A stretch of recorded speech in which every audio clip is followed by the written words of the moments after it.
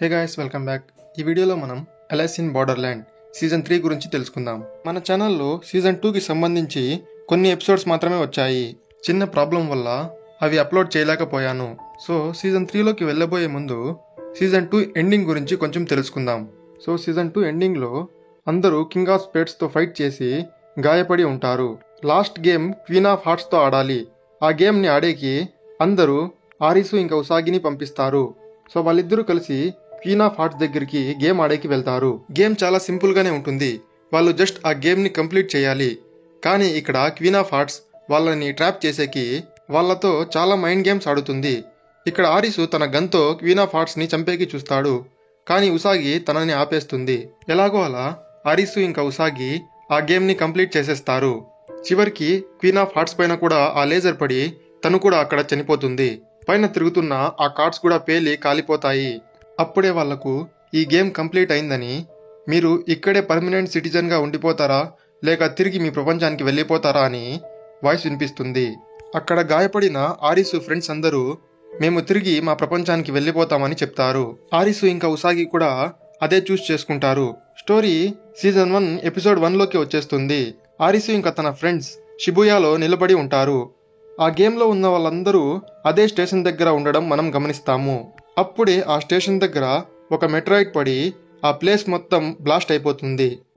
ఆ గేమ్లో చనిపోయిన వాళ్ళందరూ ఇక్కడ రియల్గా చనిపోయి ఉంటారు. అలాగే బ్రతికిపోయిన వాళ్ళందరూ గాయాలతో ఇక్కడ కూడా బయటపడతారు.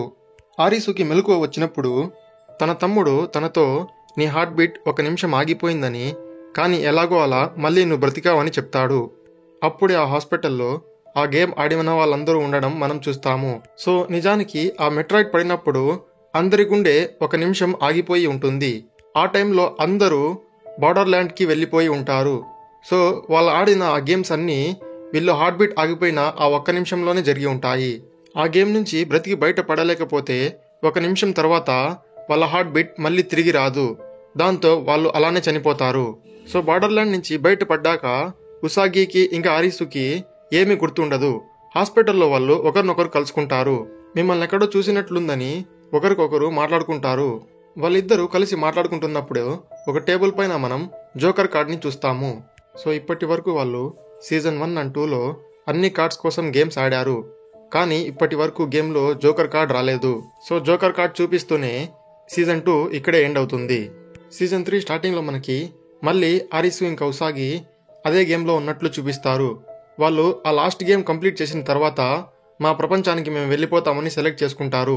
కానీ అదే గేమ్లో ఉన్న ఇంకో ఇద్దరు మాత్రం వాళ్ళు అదే గేమ్లో పర్మనెంట్ సిటిజన్గా ఉండాలి అని కోరుకుంటారు. స్టోరీ కొన్ని రోజుల తర్వాతకి వెళ్తుంది. ఆ మెట్రాయిడ్ పడిన తర్వాత అక్కడ బ్రతికిన వాళ్ళందరికీ PTSD వల్ల చాలా ప్రాబ్లమ్స్ ఫేస్ చేస్తూ ఉంటారు. అలాగే వాళ్ళకి వాళ్ళు ఆడిన గేమ్స్ అన్నీ ఏవి గుర్తు ఉండవు. ఆరిసు ఒక కౌన్సిలింగ్ సెషన్లో ఉంటాడు. అతనితో ఆ మెట్రాయిడ్ పడినప్పుడు తను వేరే లోకంలోకి వెళ్ళినట్లు, అలాగే ఏమన్నా గేమ్స్ ఆడినట్లు నీకేమన్నా గుర్తుందా అని ఒక అతను అడుగుతాడు. దానికి ఆరిసు నాకేం గుర్తులేదని, నేనేదో ఒక జర్నీలో ఉన్నట్లు నాకు అనిపించిందని చెప్తాడు. తనని క్వశ్చన్స్ అడుగుతున్న ర్యూజీ మాత్రం తన పైన చాలా ఇంట్రెస్ట్ చూపిస్తూ ఉంటాడు. ఆ మెట్రాయిడ్ బ్లాస్ట్లో ఉన్న వాళ్ళందరూ చాలా మంది వాళ్ళేదో గేమ్స్ ఆడినట్లు గుర్తుకొస్తోందని, నీకేం రావట్లేదా అని అడుగుతాడు. కానీ పక్కన ఉన్న వాళ్ళు ర్యూజీని తనని ఎక్కువ ఫోర్స్ చేయొద్దని, గుర్తొస్తే తనే చెప్తాడు అని చెప్తారు. దాంతో ర్యూజీ అక్కడి నుంచి వెళ్ళిపోతాడు. అప్పుడే మనం ఆ బ్లాస్ట్లో చాలా మంది చనిపోయినట్లు కొన్ని విజువల్స్ చూస్తాము. ర్యూజీ ఆరిసు దగ్గరికి వచ్చి నీకు నీ డ్రీమ్స్ గురించి ఏ విషయం గుర్తొచ్చినా నాకు కాల్ చేసి చెప్పమని చెప్తాడు. బయట ఉసాగి ఆరిసు కోసం వెయిట్ చేస్తూ ఉంటుంది. అప్పుడే మనకు వాళ్ళిద్దరికి పెళ్లి అయిపోయిందని తెలుస్తుంది. వాళ్ళిద్దరూ మాట్లాడుకుంటూ అక్కడి నుంచి వెళ్తున్నప్పుడు ర్యూజీ వాళ్ళ వైపే చూస్తూ ఉంటాడు. నిజానికి అతను చావు తర్వాత ఆత్మ ఎక్కడికి వెళ్తుంది, అసలు ఆఫ్టర్ లైఫ్లో ఏముంది అని చాలా ఇన్వెస్టిగేట్ చేస్తూ ఉంటాడు. దానికోసం తను చాలా కల్ట్స్లో కూడా జాయిన్ అయ్యి ఉంటాడు. ఆ మెట్రాయిడ్ పడినప్పుడు ఆ బ్లాస్ట్ వల్ల చాలా మంది ఆ లోకంలోకి వెళ్ళినట్లు, అక్కడ గేమ్స్ ఆడినట్లు ఇంటర్వ్యూలో చెప్పి ఉంటారు. దాని గురించి తెలుసుకోవాలని అక్కడికి పోవాలని ర్యూజీ చాలా ట్రై చేస్తూ ఉంటాడు. కానీ ఒకరోజు తనకి ఒక ఆమె ఇలాంటి గ్రూప్ నాకు ఒకటి తెలుసని, నీకు కావాలంటే ఆ గ్రూప్లో రెఫర్ చేస్తా అని చెప్తుంది. ర్యూజీ ఆ గ్రూప్లో నేను జాయిన్ అవుతానని నన్ను రెఫర్ చేయమని అడుగుతాడు. కొన్ని రోజుల తర్వాత ర్యూజీకి ఆ గ్రూప్ నుంచి ఇన్విటేషన్ వస్తుంది. తను అక్కడికి వెళ్ళినప్పుడు ఆల్రెడీ కొంతమంది అక్కడ వెయిట్ చేస్తూ ఉంటారు. అతను అక్కడికి చేరుకున్నాక అందరూ కలిసి లోపలికి వెళ్తారు. అందరినీ రౌండ్గా చైర్స్లో కూర్చోబెట్టి ఒక గేమ్ని స్టార్ట్ చేస్తారు. అందరికీ కొన్ని కార్డ్స్ ఇస్తారు. వాళ్ళు పక్కన వాళ్ళ కార్డ్స్ని ఒక్కొక్కటిగా తీసుకుంటూ ఉండాలి. మన దగ్గర కార్డ్స్ పెయిర్ అయితే అది కింద పెట్టేయాలి. అలా చేస్తే షాక్ తగిలి చనిపోతారు. ఆ గేమ్ చివరికి ఒకరు మాత్రమే గెలవగలరు. చివరిగా ఎవరి చేతిలో జోకర్ కార్డ్ మిగులుతుందో వాళ్ళే ఆ గేమ్ కి విన్నర్. ఒక ఆమె భయపడి చైర్ నుంచి పైకి లేస్తుంది. దాంతో షాక్ తగిలి ఆమె అక్కడే చనిపోతుంది. గేమ్ కంటిన్యూ చేసినా చనిపోతారు. అలాగే గేమ్ ఆపి పైకి లేచినా చనిపోతారు. ఆ గేమ్ లో షాక్ తగిలి అందరూ చనిపోయి చివరికి ర్యూజీ ఇంకా ఇంకో అతను మిగులుతారు. ర్యూజీ ఆపోజిట్ పర్సన్ ని ట్రిక్ చేస్తాడు. దాంతో ఆపోజిట్ పర్సన్ ఓడిపోయి ర్యూజీ గెలిచేస్తాడు. అప్పుడే అక్కడికి బండా అనే వ్యక్తి వస్తాడు. అతను ఎవరో కాదు, ఆరీసు గేమ్ గెలిచినప్పుడు ఆ గేమ్లోనే పర్మనెంట్ సిటిజన్షిప్ తీసుకొని అక్కడే ఉండిపోయిన వ్యక్తి. తను ర్యూజీతో వెల్కమ్ టు బార్డర్ ల్యాండ్ అని చెప్తాడు. ఇంకోవైపు ఉసాగికి వాళ్ళ నాన్న తన ముందే చనిపోయినట్లు పీడకలలు వస్తూ ఉంటాయి. ఒకరోజు ఆరీసు ఇంటర్న్షిప్ చేసే చోట అన్ వస్తుంది. తనకి గేమ్ గురించి మొత్తం గుర్తుకు వచ్చి ఉంటుంది. కానీ ఆరీసుకి ఇంకా ఏం గుర్తు రాలేదు. తను ఆరీసుతో మనం ఆల్రెడీ కలిశామని, కలిసి గేమ్స్ కూడా ఆడామని చెప్తుంది. బార్డర్ ల్యాండ్కి వెళ్ళేకి ఒక డ్రగ్ ఉందని, అది వేసుకుంటే మనం మళ్ళీ ఆ బార్డర్ ల్యాండ్కి వెళ్ళొచ్చని చెప్తుంది. తనేం చెప్తుందో ఆరీసుకి ఏం అర్థం కాదు. ఇంకోవైపు ఉసాగికి వాళ్ళు సీజన్ 2లో గేమ్ ఆడిన ఆ రిసార్ట్ కనిపిస్తుంది. తను ఆ రిసార్ట్ చూసినట్లు ఉందని లోపలికి వెళ్తుంది. అప్పుడే తనకి అగుని చేసిన మాస్ మర్డర్స్ గుర్తుకు వస్తాయి. ఆ రిసార్ట్ మొత్తం శవాలు ఉన్నట్లు తనకు కనిపిస్తుంది. తనకి ఏం జరుగుతుందో అర్థం కాక తను అక్కడే కూర్చుంటుంది. ఇంకోవైపు ఆరీసు అంతో మాట్లాడుకొని ఇంటికి వస్తాడు. అప్పుడే ఉసాగి తనకి కాల్ చేసి సారీ చెప్తుంది. ఆరీసు ఏం జరిగింది ఏమి అని అడుగుతాడు. ఉసాగి ఏమీ మాట్లాడకుండా ఫోన్ కట్ చేసేస్తుంది. తను వెంటనే ఉసాగిని వెతుక్కుంటూ వెళ్తాడు. తనకి ఉసాగి ఎక్కడా కనిపించదు. అతను ఉసాగి కోసం పోలీస్ కంప్లైంట్ కూడా ఇస్తాడు. పోలీసులు తనని ట్రాక్ చేసి తను ర్యూజీతో ఆ రిసార్ట్ నుంచి బయటికి వెళ్ళిందని తెలుసుకుంటారు. ఆరీసు వెంటనే ర్యూజీ పని చేసే చోటికి వెళ్తాడు. తన రూమ్ మొత్తం ఆఫ్టర్ లైఫ్ గురించి, చావు తర్వాత ఏమొస్తుంది అని తను ఇన్వెస్టిగేట్ చేసిన రిపోర్ట్సే ఉంటాయి. అలాగే ఆ సిటీలో జరుగుతున్న మాస్ సూసైడ్స్ గురించి, ఇంకా కొన్ని కల్ట్స్ గురించి కూడా డీటెయిల్స్ ఉంటాయి. ర్యూజీతో పనిచేసే వాళ్ళు తను ఆఫ్టర్ లైఫ్ గురించి ఇన్వెస్టిగేట్ చేస్తూ చాలా కల్ట్ మీటింగ్స్లో జాయిన్ అయ్యాడు అని చెప్తారు. అప్పుడే ర్యూజీ దగ్గర ఉసాగి ఇన్ఫర్మేషన్ కూడా ఉందని తెలుస్తుంది. ఉసాగి ఫైల్, ఇంకా తను కౌన్సిలింగ్ తీసుకుంటున్నప్పుడు తనకి రాత్రిపూట వాళ్ళ నాన్న గురించి నైట్ మేర్స్ వస్తున్నట్లు చెప్పి ఉంటుంది. ఆ రికార్డింగ్స్ అన్నీ ర్యూజీ దగ్గర ఉంటాయి. అందులో ఈ నైట్ మేర్స్ గురించి ఆరీసుకి తెలియదని, మా నాన్న ఏదన్నా నైట్ మేర్లో ఉంటే తన కోసం నేను మళ్ళీ అక్కడికి వెళ్ళడానికి సిద్ధమని చెప్తుంది. తనకి తెలియకుండా ఉసాగి చాలా బాధపడుతుందని ఆరీసు అది తెలుసుకొని బయటికి వస్తాడు. తను తిరిగి వెళ్తున్నప్పుడు తనకి దారిలో బండా కనిపిస్తాడు. నువ్వు గేమ్ కంప్లీట్ చేసిన దానివల్లే నేను గేమ్లో సిటిజన్ అయ్యానని, నువ్వు మళ్ళీ తిరిగి వచ్చి గేమ్స్ ఆడాలి, నువ్వు ఇష్టపడుతున్న అమ్మాయి ఆల్రెడీ బార్డర్ ల్యాండ్లోనే ఉందని చెప్పి తను అక్కడి నుంచి వెళ్ళిపోతాడు. వెళ్తూ వెళ్తూ తను ఒక జోకర్ కార్డ్ని ఆరీసుకి ఇచ్చి వెళ్తాడు. కానీ ఆరీసుకి మాత్రం ఏ గేమ్స్ గుర్తు ఉండవు. అప్పుడే పోలీసుల నుంచి తనకి కాల్ వస్తుంది. ఉసాగిని వాళ్ళు కనిపెట్టి ఉంటారు. ర్యూజీ బలవంతంగా ఉసాగిని ఒక డ్రగ్ ఎక్కించాడని, తను కూడా ఆ డ్రగ్ వేసుకున్నాడని, ఇప్పుడు వాళ్ళు కోమాలో ఉన్నారని చెప్తారు. ఉసాగికి ఎప్పుడైనా హార్ట్ అటాక్ రావచ్చని చెప్తారు. ర్యూజీ కూడా సేమ్ కండిషన్లో ఉంటాడు. ఆరీసుకి ఉసాగి వస్తువుల్లో ఒక జోకర్ కార్డ్ కనిపిస్తుంది. సేమ్ కార్డ్ బండా కూడా తనకి ఇచ్చి వెళ్ళి ఉంటాడు. అతను ఉసాగి బార్డర్ ల్యాండ్లో ఉంది అని చెప్పడం తనకి గుర్తుకు వస్తుంది. అతను వెంటనే అన్ దగ్గరికి వెళ్ళి ఉసాగి బార్డర్ ల్యాండ్కి వెళ్ళిందని, నేను కూడా అక్కడికి వెళ్ళాలని బండా తనకు ఇచ్చిన జోకర్ కార్డ్ని తనకు చూపిస్తాడు. నాకేం గుర్తు లేదని, కానీ ఉసాగిని కాపాడేకి ఈ దారి ఒకటే ఉంటే నేను వెళ్తా అని చెప్తాడు. అన్, నువ్వు ఈ డ్రగ్ తీసుకుంటే నీ హార్ట్ 2 నిమిషాలు కొట్టుకోవడం ఆపేస్తుందని, నీకు తిరిగి రావడానికి ఆ 2 నిమిషాలు మాత్రమే ఉంటాయని, కానీ అవే 2 నిమిషాలు బార్డర్ ల్యాండ్లో కొన్ని నెలలులాగా కనిపిస్తాయని చెప్తుంది. అప్పుడే ఆరీసుకి ఉసాగికి హార్ట్ అటాక్ వచ్చినట్లు ఫోన్ వస్తుంది. సో ఉసాగికి కూడా ఆ డ్రగ్ తీసుకోవడం వల్ల హార్ట్ 2 మినిట్స్ ఆగిపోతుంది. ఆరీసు కూడా వెంటనే అదే టైంలో వెళ్ళి ఉసాగిని కాపాడకపోతే ఆ గేమ్స్ నుంచి తిరిగి వస్తుందో లేదో తెలియదు. ఆరీసు కూడా ఆ డ్రగ్ తీసుకొని వెళ్తే మళ్ళీ తిరిగి వస్తాడో లేదో తెలియదు. అయినా సరే వెంటనే తను కూడా అక్కడికి వెళ్ళాలని ఆ డ్రగ్ ని తీసుకుంటాడు. తను ఆ డ్రగ్ తీసుకొని హార్ట్ స్టాప్ అయిన వెంటనే తను బార్డర్ ల్యాండ్ లోకి వెళ్తాడు. రియల్ టైమ్ లో తన హార్ట్ స్టాప్ అయ్యి 2 మినిట్స్ అయితే బార్డర్ ల్యాండ్ లో అదే టైం కొన్ని నెలలు అయిపోయినట్లు కనిపిస్తుంది. సో ఆ డ్రగ్ తీసుకుంటానే ఆరిసు ముందర ఉన్న అన్ మాయమైపోతుంది. బయటికి వచ్చాక ఎవ్వరూ కనిపించరు. ఆ బిల్డింగ్ ఇంకా ఆ ఊరు మొత్తం ఖాళీగా కనిపిస్తుంది. అప్పుడు తనకి అక్కడ ఒక బోర్డు కనిపిస్తుంది. 15 కిలోమీటర్ల తర్వాత సాయంత్రం ఒక గేమ్ స్టార్ట్ అవుతుంది అని బోర్డు ఉంటుంది. ఆ బోర్డు చూసి తను ఆ డైరెక్షన్ లో వెళ్ళడం స్టార్ట్ చేస్తాడు. తను సాయంత్రానికి ఆ గేమ్ జరిగే చోటికి చేరుకుంటాడు. అది ఒక గుడి. తను వెంటనే ఆ గుడిలోకి వెళ్తాడు. వెళ్ళగానే అక్కడున్న డోర్ క్లోజ్ అయిపోతుంది. పార్టిసిపెంట్స్ అందరూ వచ్చారని గేమ్ స్టార్ట్ చేద్దామని వాయిస్ వినిపిస్తుంది. దీంతో ఎపిసోడ్ 1 ఇక్కడే ఎండ్ అవుతుంది. ఎపిసోడ్ 2 స్టార్టింగ్ లో మనకు ఆ ప్లేయర్స్ అందరినీ చూపిస్తారు. అలాగే ఆ గేమ్ ఎలా ఆడాలో కూడా చెప్తారు. అక్కడున్న వాళ్ళల్లో 10 మంది ఒక్కొక్కరుగా ముందుకు వెళ్ళి అక్కడి నుంచి ఒక చీటీ తీయాలి. ఆ చీటీలో వాళ్ళకి గుడ్ లక్, బ్యాడ్ లక్ అలా వాళ్ళకు వచ్చిన లక్ని బట్టి వాళ్ళకు వచ్చే క్వశ్చన్ డిఫికల్టీ ఉంటుంది. వాళ్ళల్లో ఒక డ్రగ్ అడిక్ట్ ఉంటాడు. తను ఫస్ట్ నేను వెళ్ళి ఆ చీటీ తీస్తానని చెప్పి ముందుగా అతను వెళ్తాడు. సో 10 మంది చీటీలు తీసిన తర్వాత ఎవరైతే బ్రతుకుతారో వాళ్ళు గెలిచినట్లు. ఇక్కడ వచ్చిన వాళ్ళందరూ కన్ఫ్యూజన్లో ఉంటారు. అసలు ఈ గేమ్ ఏంది, ఇక్కడ ఇదంతా ఎవరు చేస్తున్నారు అని. ఆ డ్రగ్ అడిక్ట్ వెళ్ళి చీటీని తీస్తాడు. అతనికి ఎక్స్ట్రీమ్ గుడ్ లక్ వస్తుంది. అంటే తనకి ఏ క్వశ్చన్ ఉండదు. తను బ్రతికిపోయి పక్కకి వెళ్ళిపోతాడు. రెండవసారి ఒక అమ్మాయి వెళ్తుంది. తనకి ఒక మ్యాథ్స్ క్వశ్చన్ వస్తుంది. ఆన్సర్ చేయడానికి 1 మినిట్ మాత్రమే ఉంటుంది. పక్కన ఉన్న వాళ్ళందరూ వాళ్ళకి తెలిసిన ఆన్సర్ చెప్తూ ఉంటారు. ఒక్కొక్కరు ఒక్కొక్క ఆన్సర్ చెప్పడంతో కన్ఫ్యూజ్ అయ్యి తను ఆన్సర్ 18 అని చెప్తుంది. కానీ కరెక్ట్ ఆన్సర్ 15. సో తన ఆన్సర్కి కరెక్ట్ ఆన్సర్కి ఉన్న డిఫరెన్స్ ఎంతో అన్ని అగ్గిబాణాలు వాళ్ళ వైపుకి వస్తాయి. అగ్గిబాణాల అంటే ఏంటి అని ఆలోచించుకుంటూ ఉన్నప్పుడే సడన్ గా పక్క నుంచి ఒక బాణం వచ్చి ఆమె గొంతులో గుచ్చుకుంటుంది. తను అక్కడే చనిపోతుంది. అప్పుడే అక్కడ ఉన్న వాళ్ళకి ఆ గేమ్ సీరియస్నెస్ తెలుస్తుంది. అలా ఒక్కొక్కరిగా అక్కడికి వెళ్ళి ఆ చీటీలు తీస్తూ ఉంటారు. కానీ వాళ్ళు చెప్పే ఆన్సర్స్ ఒక్కటి కూడా కరెక్ట్ ఉండవు.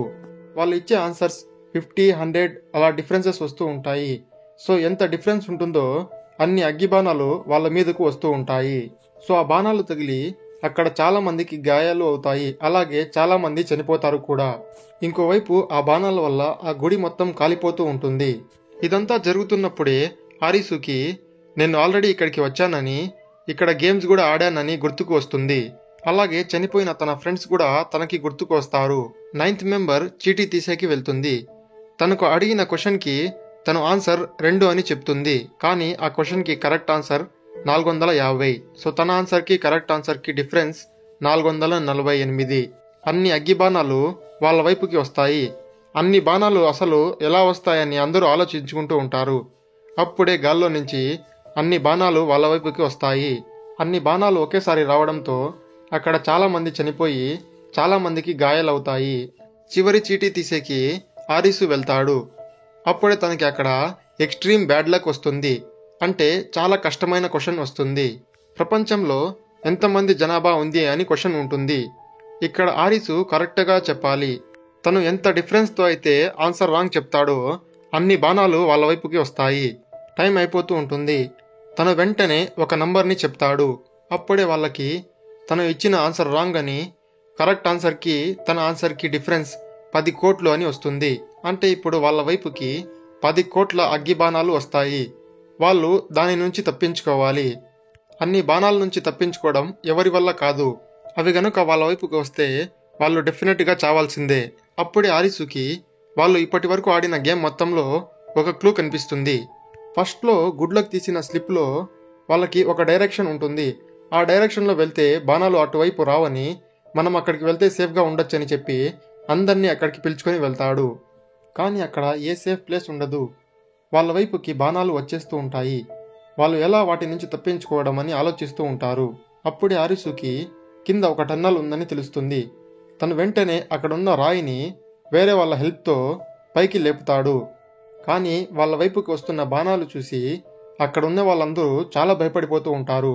ఆ బాణాలు వాళ్ళ మీద పడక ముందే వెంటనే వాళ్ళు ఆ రాయిని తీసి పక్కన పారేసి ఆ టన్నల్లోకి వెళ్ళిపోతారు.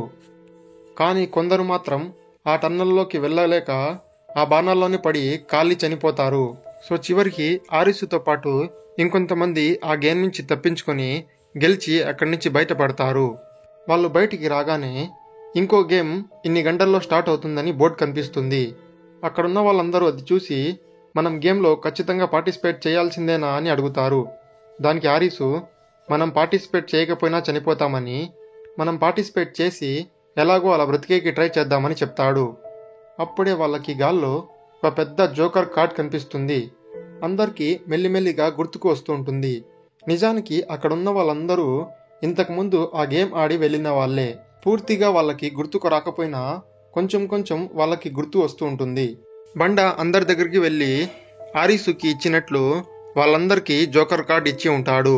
ఆ రాత్రి అందరూ కూర్చొని వాళ్ళ స్టోరీస్ని అందరితో షేర్ చేసుకుంటూ ఉంటారు. నెక్స్ట్ డే అందరూ కలిసి గేమ్ లొకేషన్కి వెళ్తారు. అప్పుడే వాళ్ళకు గేమ్ రూల్స్ని చెప్తారు. గేమ్ని ఎక్స్ప్లెయిన్ చేస్తాను, క్లియర్గా అర్థం చేసుకోండి. ఒక్కొక్కరికి కొన్ని కార్డ్స్ ఇస్తారు. మనం గేమ్ స్టార్ట్ అయినప్పుడు పక్క వాళ్ళని టచ్ చేసి వాళ్ళని ఛాలెంజ్ చేయాలి. ఛాలెంజ్ చేసిన తర్వాత వాళ్ళతో మనం గేమ్ ఆడాలి. మన కార్డ్స్ 3 తీసి టేబుల్ పైన పెట్టాలి. ఆపోజిట్ పర్సన్ కూడా తీసి తన కార్డ్స్ బయట పెడతాడు. ఎవరి కార్డ్స్ హైయెస్ట్ నెంబర్ అయితే వాళ్ళు గెలుస్తారు. సో ఇంత సింపుల్గా గేమ్ అయిపోదు. ఆ కార్డ్స్లో ఒక్కొక్కరి దగ్గర జాంబీ కార్డ్స్ కూడా ఉంటాయి. సో జాంబీ కార్డ్ ఉన్నవాళ్ళు జాంబీస్ అనే అర్థం. అది యూజ్ చేసి వాళ్ళు ఆపోజిట్ పర్సన్ని కూడా జాంబీగా మార్చేయచ్చు. లేదా ఆపోజిట్లో ఉన్న వ్యక్తి గన్ యూజ్ చేసి ఆ జాంబీని చంపేయచ్చు. ఆ గన్ని ఒకసారి మాత్రమే యూజ్ చేయొచ్చు. చంపడం ఇష్టం లేకపోతే ఒకవేళ వాళ్ళ దగ్గర వ్యాక్సిన్ కార్డ్ ఉంటే ఆ జాంబీస్ని హ్యూమన్స్ లాగా మార్చచ్చు. గన్ కార్డ్స్ అందరి దగ్గర ఉంటాయి, కానీ వ్యాక్సిన్ కార్డ్స్ ఎంతమంది దగ్గర ఉన్నాయో ఎవరికి తెలీదు. ఆ గేమ్ అయ్యేలోపు హ్యూమన్స్ ఎక్కువ మంది ఉంటే హ్యూమన్స్ గెలిచినట్లు, లేదా జాంబీస్ ఎక్కువ మంది ఉంటే జాంబీస్ గెలిచినట్లు. ఇక్కడ ఆరుసి టీం అందరూ మనలో మనమే ఆడుకుందామని, మనం హ్యూమన్స్ లాగే ఉంటే చివరికి హ్యూమన్సే ఎక్కువ ఉండి మనం గెలుస్తామని, ఆపోజిట్ టీంలో ఎవరన్నా జాంబీ ఉంటే మనం జాంబీగా మారిపోతే అందరం చనిపోతామని ప్లాన్ చేసుకుంటారు. ఒకవేళ వాళ్ళ గ్రూప్లోనే ఎవరన్నా జాంబీ కార్డు ఉన్న వ్యక్తి ఉన్నా కూడా అతను బయటికి చెప్పుకోలేడు. ఎందుకంటే అతను తను జాంబీ అని చెప్పగానే ఆపోజిట్లో ఉన్న వ్యక్తి గన్ కార్డ్ని తీసి అతన్ని చంపేయచ్చు. సో ఎవరికి వాళ్ళు సీక్రెట్గా ఆ గేమ్ని ఆడుతూ ఉంటారు. ఎంతమంది హ్యూమన్స్ ఉన్నారో ఎంతమంది జాంబీస్ ఉన్నారో ఎవ్వరికి తెలియదు. అప్పుడే ఆర్ఎస్సీ టీం వాళ్ళ దగ్గరికి వేరే వాళ్ళు కూడా వచ్చేసి వాళ్ళని టచ్ చేసి ఛాలెంజ్ చేస్తారు. సో వాళ్ళు వేరే వాళ్ళతో కూడా ఆ గేమ్ ఆడాల్సి వస్తుంది. ఆ గేమ్ మధ్యలో ఉన్నప్పుడే ఆరిసుకి ఉసాగిలాగే ఎవరో అమ్మాయి కనిపిస్తుంది. కానీ తను తిరిగినప్పుడు చూస్తే అక్కడ ఉసాగి ఉండదు, వేరే అమ్మాయి ఉంటుంది. సో గేమ్ ఆడేకి పార్ట్నర్ని సెలెక్ట్ చేసుకోండి అన్నప్పుడు ఇక్కడ ఒక అమ్మాయి వచ్చి ఆరిసుని టచ్ చేస్తుంది. సో ఇలా గేమ్ని 20 సార్లు ఆడాలి. ఆ అమ్మాయితో ఆరిసు ఆడుతున్నప్పుడు నువ్వు జాంబీ కదా నాకు తెలుస్తోంది అని చెప్పి నన్ను జాంబీగా మార్చొద్దని, నువ్వు జాంబీ అని నేను ఎవరికి చెప్పను, అలాగే ఎవరి దగ్గరైనా వ్యాక్సిన్ ఉంటే కనుక్కొని నిన్ను హ్యూమన్ లాగా మారుస్తాను అని చెప్తాడు. తను కూడా సరే అని చెప్పి ఒప్పుకొని ఆరిసుని జాంబీగా మార్చకుండా వెళ్ళిపోతుంది. అప్పుడే వాళ్ళ దగ్గరికి రే అనే అమ్మాయి వస్తుంది. తను అక్కడ ఉన్న వాళ్ళందరికీ ఒక ప్లాన్ చెప్తుంది. మనమందరం ఒక గ్రూప్గా ఉందామని, ఒకవేళ ఎవరన్నా బయట నుంచి వచ్చి జాంబీగా మార్చేకి ట్రై చేస్తే మన వాళ్ళ దగ్గర ఉన్న వ్యాక్సిన్తో మన వాళ్ళని నయం చేసుకొని ఆ జాంబీగా చేసిన వ్యక్తిని కూడా తెలుసుకొని అతన్ని కూడా హ్యూమన్ లాగా మార్చేద్దామని చెప్తుంది. ఇలా వ్యాక్సిన్తో నయం చేస్తామని చెప్తే జాంబీస్ కూడా భయపడకుండా వాళ్ళ గురించి మాకు చెప్తారు అని చెప్తుంది. కానీ అందులో కొంతమంది మాత్రం జాంబీస్ కనిపిస్తే చంపేయాలని డిసైడ్ అవుతారు. అక్కడున్న కజూయ ఒక వ్యక్తి జాంబీగా మారిపోయాడని తెలుసుకొని తన దగ్గరుండే గన్ కార్డ్తో అతన్ని కాల్చి చంపేస్తాడు. దాంతో జాంబీస్ అని తెలిస్తే కాల్చి చంపేస్తున్నారని జాంబీస్ కూడా బయటికి రాకుండా దాక్కుంటారు. సో వాళ్ళు కూడా ఒక చిన్న గ్రూప్ చేసుకుని ఉంటారు. మనం కూడా సైలెంట్గా ఉండకుండా వాళ్ళందరినీ జాంబీస్ లాగా మార్చేయాలని జాంబీ కార్డ్స్ ఉన్న వాళ్ళందరూ డిసైడ్ అవుతారు. ఇంకోవైపు ఆరిసు రే దగ్గరికి వెళ్ళి నువ్వు ప్లాన్ చేసిందంతా వర్కౌట్ అవుతుందా, నిజంగానే మనం గెలుస్తామా అని అడుగుతాడు. తను నా ప్లాన్ ఇప్పుడే స్టార్ట్ అయిందని, మనం ఖచ్చితంగా గెలుస్తామని చెప్తుంది. దీంతో ఎపిసోడ్ 2 ఇక్కడే ఎండ్ అవుతుంది. ఇంకా చాలా ఇంట్రెస్టింగ్ గేమ్స్ ఉన్నాయి. వీడియోస్ మిస్ అవ్వకూడదు అనుకుంటే వీడియోని లైక్ చేసి మా ఛానల్ని సబ్స్క్రైబ్ చేసుకోండి. తిరిగి మళ్ళీ నెక్స్ట్ వీడియోలో కలుసుకుందాం.